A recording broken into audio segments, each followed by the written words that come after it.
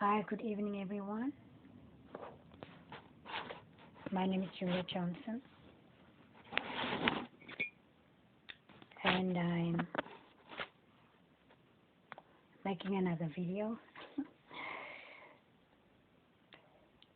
And oh, today I was um,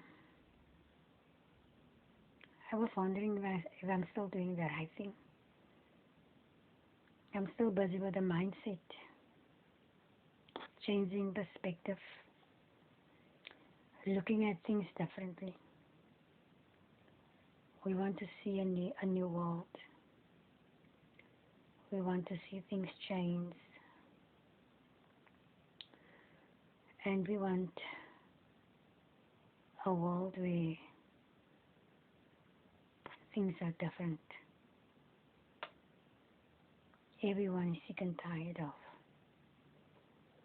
listening to wars and killings and havoc and distraction.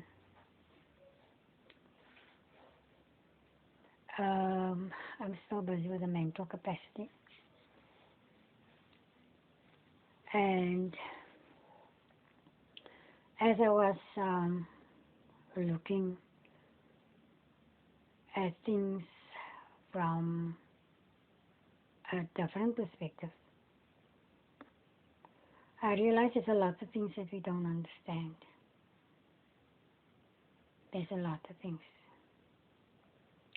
Sometimes you speak your mind, and sometimes you speak somebody else's mind. It took me a while to understand that. Sometimes you're curious to know why the things is happening the way it does, and then it gets revealed unto you. So you literally go on a journey of a lot of discoveries. The one thing that was introduced unto me was the triangle. Okay, today I realized that is probably the 3D. I don't think most of our people actually understand the meaning of the 3D. Okay, I'm going to give my perspective of it. I see deceive, distract, and destroy. So, what was revealed unto me by the Most High, you see, we even reach the level where we have no idea what to call the Most High, because there were so many names introduced unto us. It put us in such a difficult position.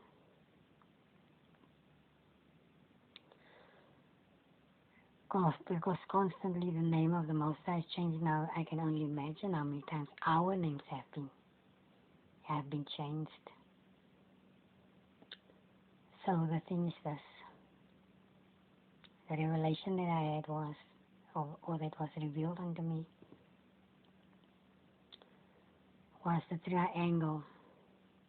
There is you, and there's your companion, the one that you know, and there's the one that hurts you. Just as I open the book now in the book of Micah 7, I'm just going to read you something that's even going to give you more clarity about it. Micah 7 verse 2. The kind ones have perished from the earth, and there is no one straight among men. All of them lie in wait for blood. Everyone hunts his brother with a net. His brother. Both hands are on the evil to do it well. The prince asks for gifts. The judge seeks a bride. And the great man speaks the desire of his being. And they weave it together. The best of them is like a prickly plant. The most straight is sharper than a thorn hedge. The day of your watchman and your punishment has come.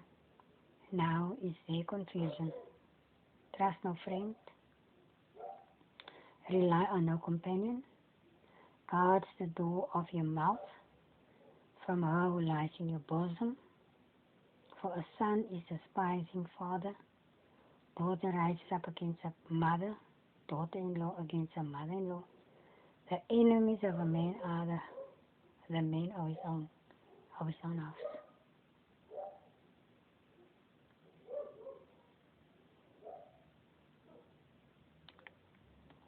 The men sometimes who hurt you have no idea why he does it. You have no idea why he does it.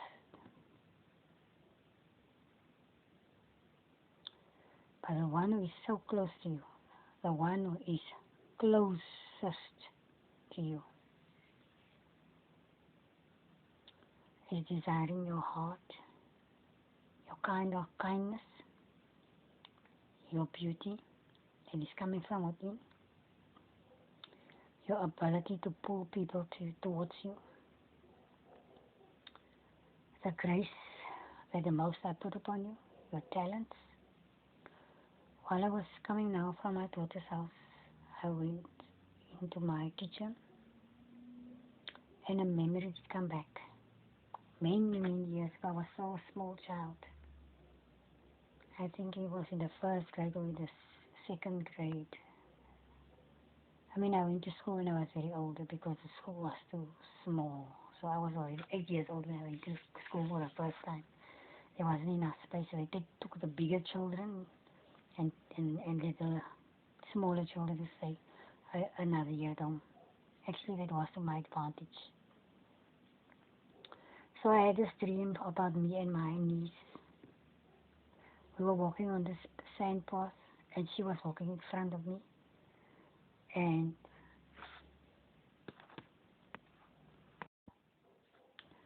she was walking in front of me, and on the ground, a silver coin was lying on the ground, and she walked over it, and I was the one behind her, and I picked it up. I remembered like it was yesterday. It was a long, long time ago. And the moment that I picked up that silver coin, the voice said, "That is the reason why I choose you. That is the reason why I choose you."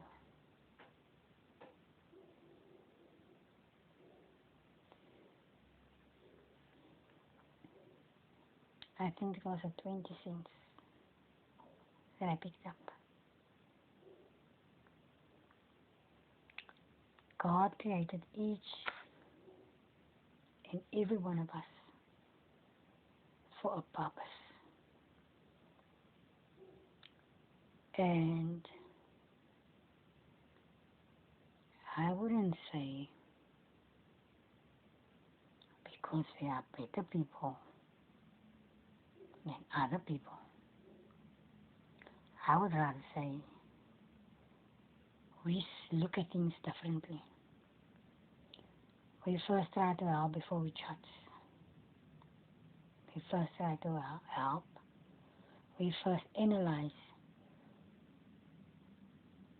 and do things in such a way, not for people to like us, because people automatically, well, for no particular reason, they just don't like you. I experienced that for years and years, and I couldn't understand why.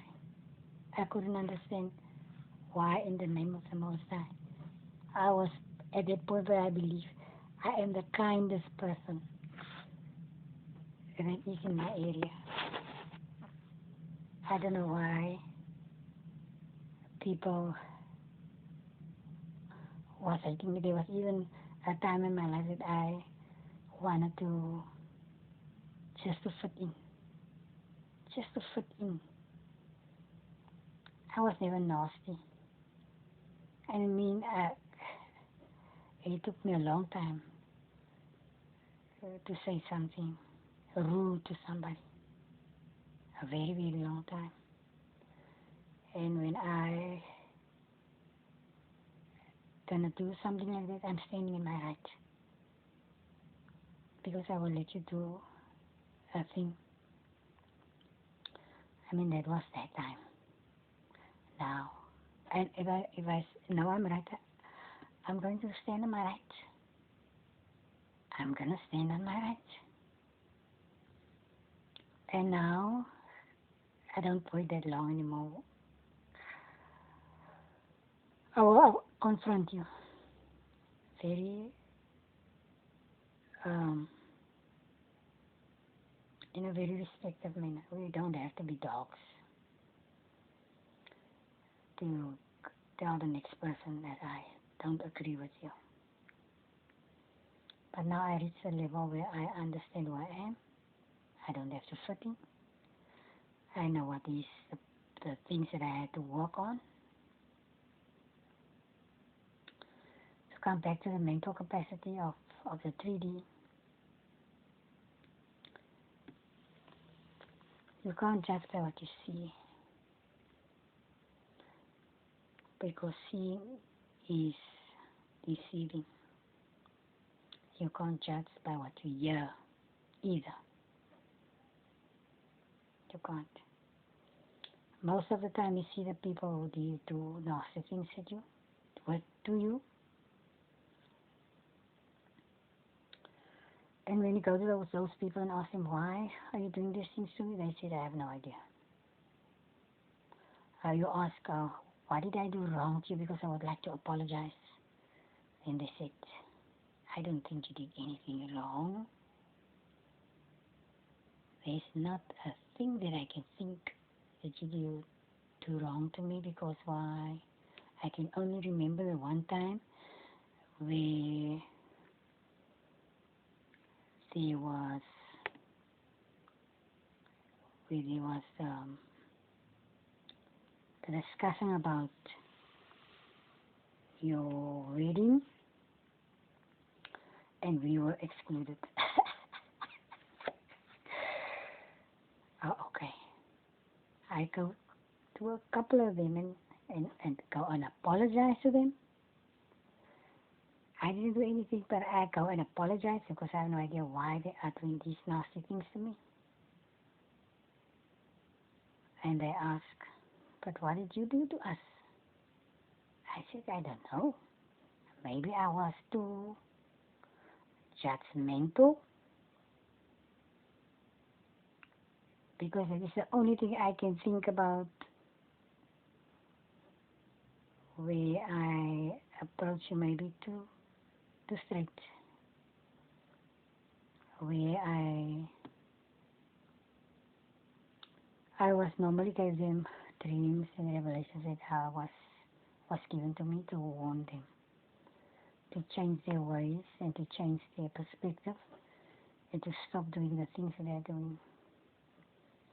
For that I felt maybe I was too judgmental, because they can't understand why do I come to apologize, and only two of them asked me to also forgive them. Only two of them. Just the other day, the Most High revealed to me the thing that is fundamental is that you forgive yourself for the things that has been done to you, for the things you allow others to do to you. But you can't go to people who hurt you and ask them to forgive you, because you gave them a reason to do it again and again and again. You can't ask people to forgive you for things that they do to you. That doesn't make sense. At that moment, there was something that was said to me. I was told, you must go ask those people to forgive you. And tell them also that you forgive them. I don't know how does it work. Because thus far, none of those people have changed. And if it wasn't for the fact that they can't hurt you anymore, if it wasn't for the fact that they can't hurt anybody anymore, they would still have continued and continue and continuing with the same thing over and over and over because they did it for the past 50 years. And they do it, and they teach their children how to do it to you, and the children are just going over to the grandchildren. The thing is, now everybody's going to say, no, you must wait, because vengeance is going to come for them. I don't look for vengeance. I never pray for vengeance. I don't want to even see vengeance. I wish that people, if they are so committed to do the wrong, I would think they would be the best people on the planet if they can just commit to do the right. Because they're so serious. I was always looking at my first boyfriend. He was in the political person. I was always telling myself, if he one day he's going to convert himself, there wouldn't be a more committed man than him. But I realize also now that God wants to be part of our life. He is part of our life. He is inside of us. But He wants us to love. He wants us to love. He don't want us to sit whole day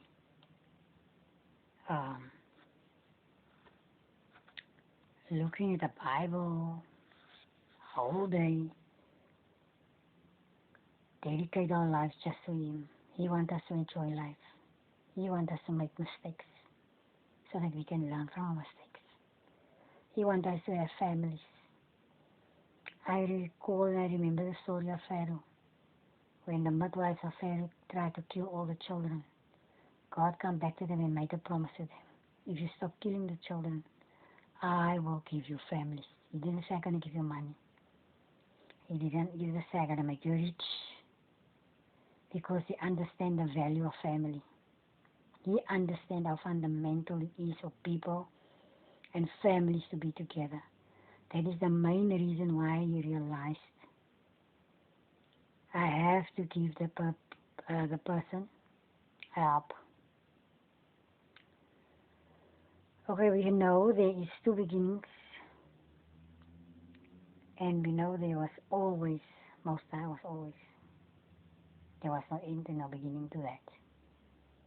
So those people who were born, that's also a revelation that I had.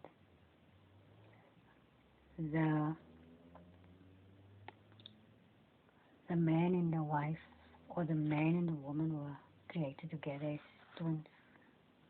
This is something that I saw in my dream. They look alike, exactly the same. One face. You can see the inside of my hand and the outside of my hand. The one was looking at the back, like the back of my hand, and the one was looking at the inside of my hand. So the male was the light-skinned one in my dream, and the female had this color. But they were identical twins. So you can't wonder who is your next of kin, or who is your future husband, or who is your wife, or whatever. They look exactly the same. Beautiful. Their hair was short, just like mine, a little bit longer, just a tiny little bit longer.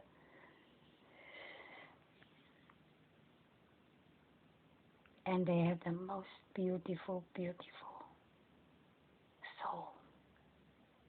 And their eyes was only on the person in front of them.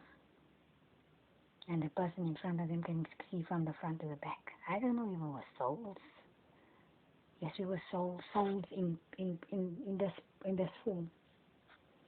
In this form. That is why I said we can't judge by what we see, and we can't judge by what we hear. So the best thing for us is not to judge. Scripture says if somebody did you wrong, Go to that person and speak to them and forget about that. Go to that person and speak to him, or speak to him and tell her, I don't like the way you do things to me. And if that person doesn't listen, you take a witness with. There's just a lot of things that we can't explain today because most of the things are done in the dark, in the darkness. You know that person is the person who does these things to you. That is why you get dreams, but you can't confront that person but you can go and speak to that person. Next time you take another person with him, take 2 people. And the third time you take 3 people. So then you already speak to that person because that person don't want to change. Then you leave that person. You leave him in the hands of the Most High.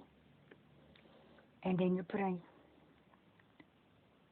And after you pray, you leave it there. You leave it there. You see, through the years, due to everything did change, we used to do that. Through the years, due to everything that has been modernized, we don't do the things the way we used to do it anymore. There's only one person who stands in front and do all the speaking or all the talking. And we forgot. We forgot about our basic principles. That if your brother do something wrong to you, you go talk to him. Due to all the changes that come to the congregation and to church, you don't sit 2 and 3 together anymore discussing the word because we got occupied by cell phones and occupied by television or whatever. Or we don't go and have a cup of coffee and have discussions and ask for some advice from some people or people you know. People you know is in the ability to help you find answers to the things that's bothering you. No, we don't do that anymore. That's why people is walking so easily out of relationships. Because there's only one who tried to keep that relationship together.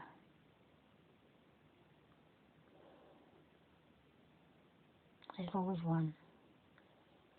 You'll try to make the most of it, keep that relationship, keep until you see, no man, I'm fighting a losing battle. Our minds are occupied with things that doesn't matter.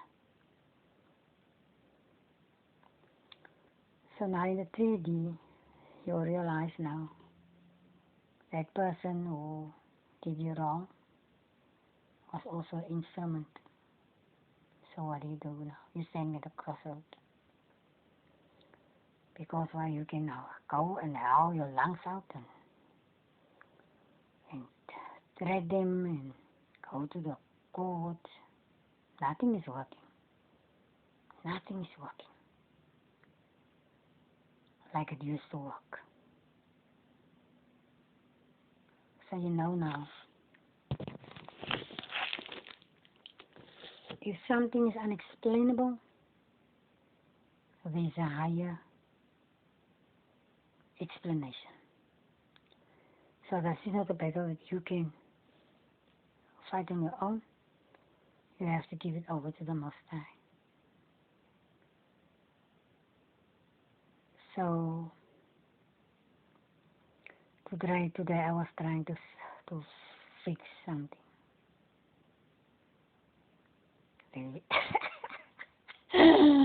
That is not fixable for me, but the Most High have the ability to fix it. Our Creator has the ability to fix it. He has the ability to fix that. The enemy wants to take you to the edge. So what are you going to do? When I was taken to the edge, I jumped. without fear, I jump. And I did it twice. And the first time when I jumped, I didn't fall because it was stretched out his hand. I didn't fall. And the second time, I told myself, jump. I jump again. And I land in the water. And I tell myself, I'm going to go in deeper. And when I go deeper in, I saw something else. I saw something else that I normally wouldn't see with my physical eye.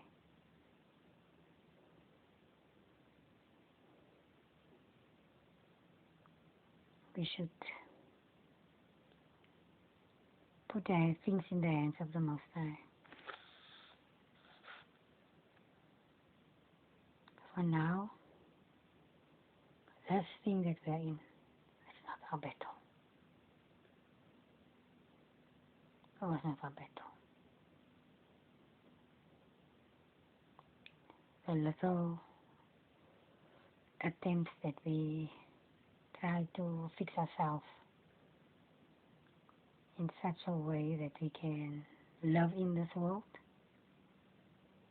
without hurting ourselves, without trying to destroy somebody else,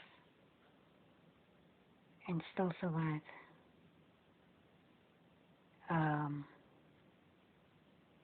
I think if we can come to a point that we can do that, it will help us to look to others in a different perspective. You know what you do is wrong, but at the end of the day, it's going to come back to you, because every action has a reaction, and we leave it there. Today, my cousin was telling me a dream that he had.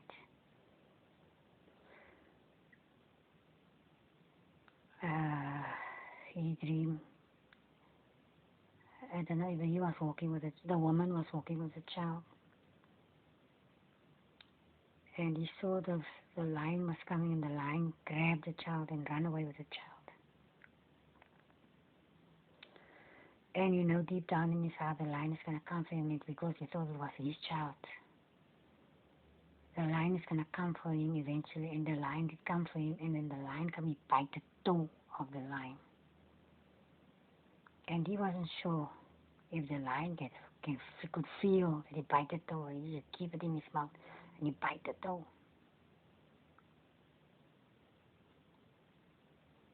And when he bite the toe, he wake up.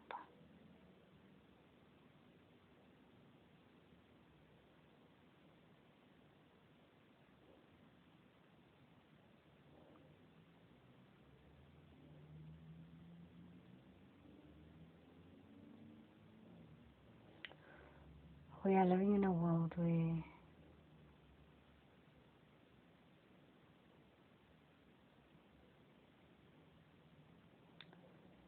where we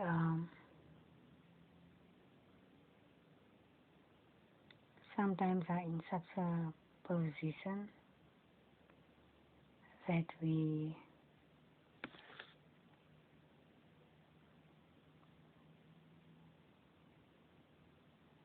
feel, I'm not going to do anything.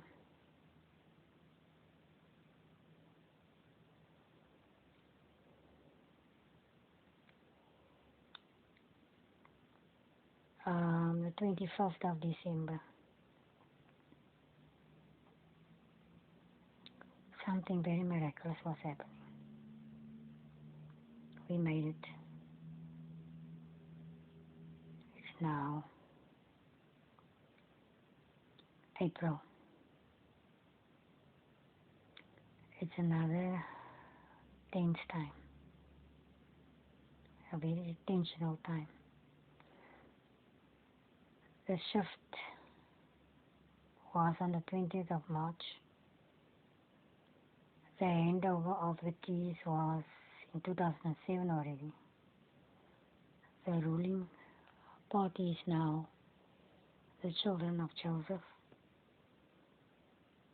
which is the branch, and the other tribes, they all collide. They don't want the branch or the tribe of Joseph to sit on his chair to rule. The world is looking for peace. Scripture says the soft waters of Shiloh. King David said, he said it in Psalm 23. I will lead you to still waters. So now, I'm going to do what I did 25th of December. I'm going to trust God again, that He will take us through this Passover and without harm. That we will walk through this valley overshadowed by death and fear none. That we fear none. Because if we went through this Passover from our position that we are in now, where we have absolutely no idea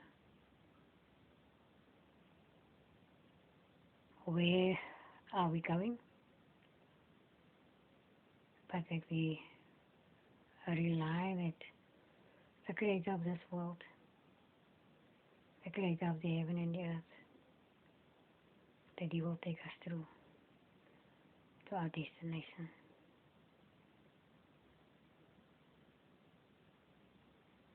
Because God made a promise to Rachel in the book of Jeremiah, on the streets of Jerusalem. I'm not talking about the New Jerusalem. I'm talking about the Jerusalem that was there before everybody else was. They will again be heard, the sound of the bride and the bridegroom, where children will again have the opportunity to play. Old people will again have the opportunity to sit on their stoops and watch the children playing. And where a child will be able to become 100 years old and an elder 1,000 years. We cling to that promise. We cling to that promise.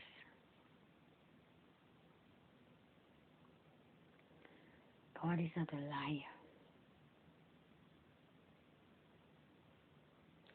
And neither are men.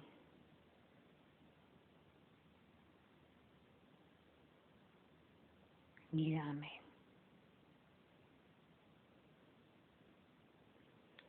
I hope you guys find some solace and some value in these messages. I hope you subscribe. I hope you like. And I also hope you share. And that is only my point of view from how I see the things on a broader perspective, through my experience, where I realize that nothing is as it seems. It's easy to show the finger, but there's three sides to a story. There's many, many innocent people that sit in jail because people saw him, but they have no idea who orchestrated the scenario. Our principle of our battle is not against flesh and blood. That same person is he's going to start telling you his story. He's going to tell you, I have no idea. Everything went blank. When I pulled that trigger, everything in front of me went blank. I blank out. And the next thing, I heard that story many times. And the next moment, somebody grabbed my hand or somebody grabbed my life or somebody grab that blank moment. Even the moment where you get so angry, you have no idea where that anger comes from. I experienced that now in December. In December, or even earlier when I started to speak and realize that things is not what we have been lied to. Then I experienced somebody was very angry and he was speaking through me and I had absolutely no control because I didn't feel angry at all. He was an angry person speaking to me, an angry spirit, very, very angry. And I think, but I wasn't angry. I was quite alright. And he did it more than once. More than once. It's like I had no control.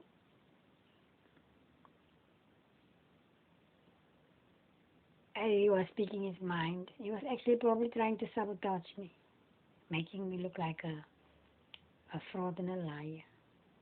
But I don't care. I really can't care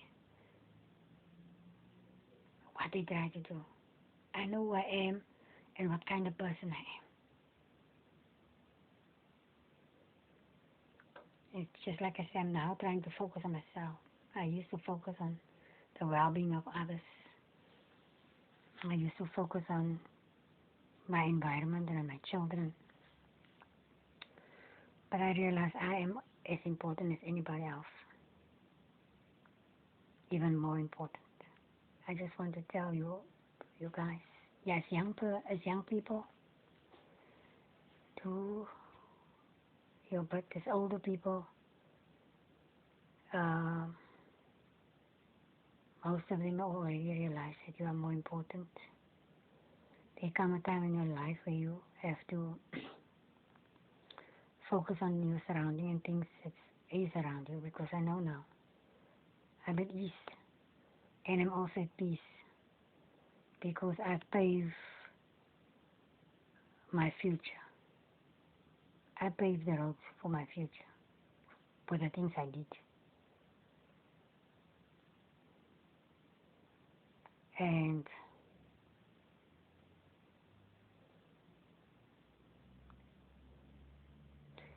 now I can focus on myself. I did what the Most High expected for me to do.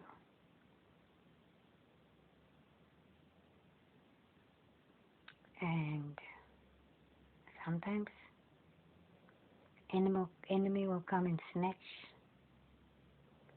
but he will act out. You will go and sit on your chair and think you can rule on your chair. It's not going to happen.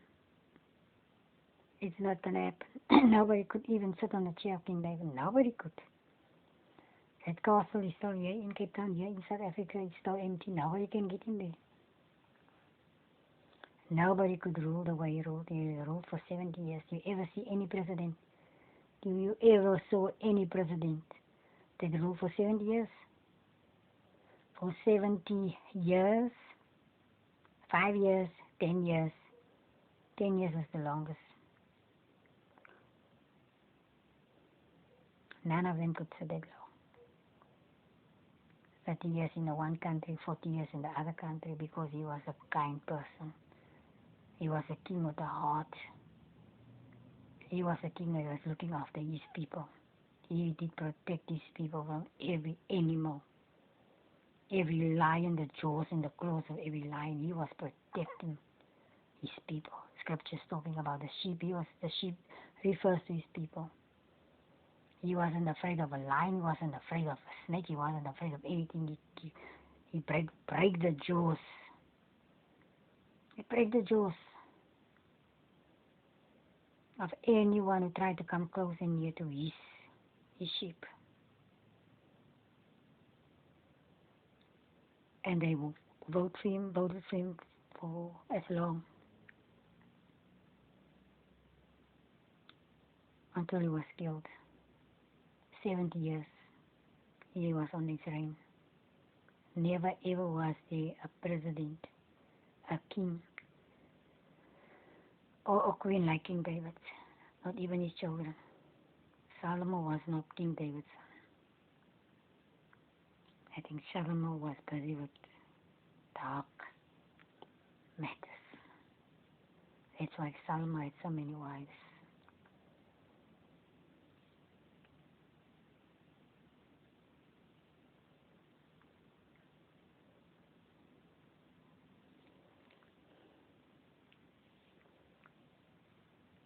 Yeah.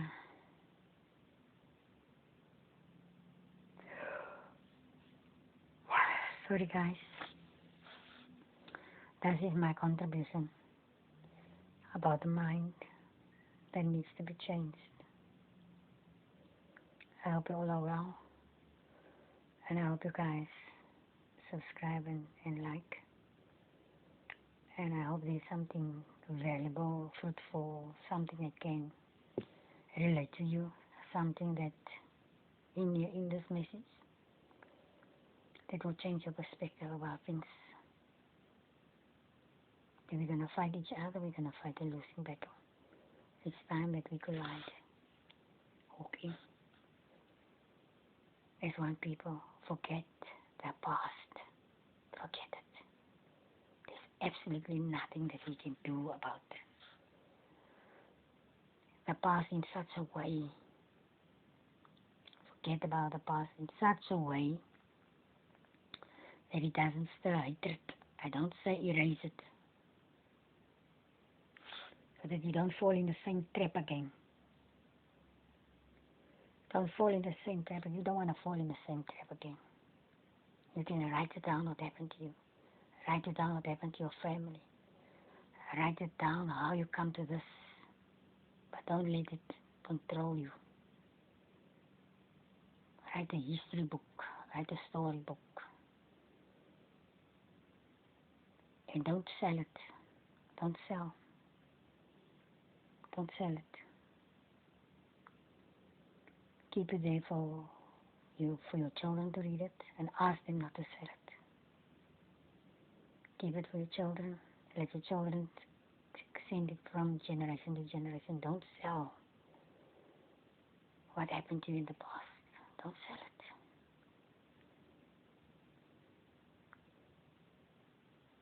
Let it stay as a book and as a teaching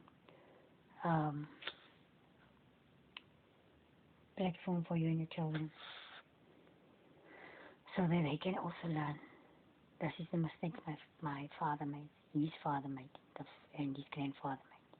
We should oblige and we should obey by these rules. Don't sell that books. Don't sell it. The things that make you unhappy and the things that make you happy, and the things that you need to stay away from, and this is the things that you can do. I didn't start writing my book yet. Money is not everything. Don't try to get rich in one second. Use it and become, slowly but surely you will get there. Slowly, baby steps.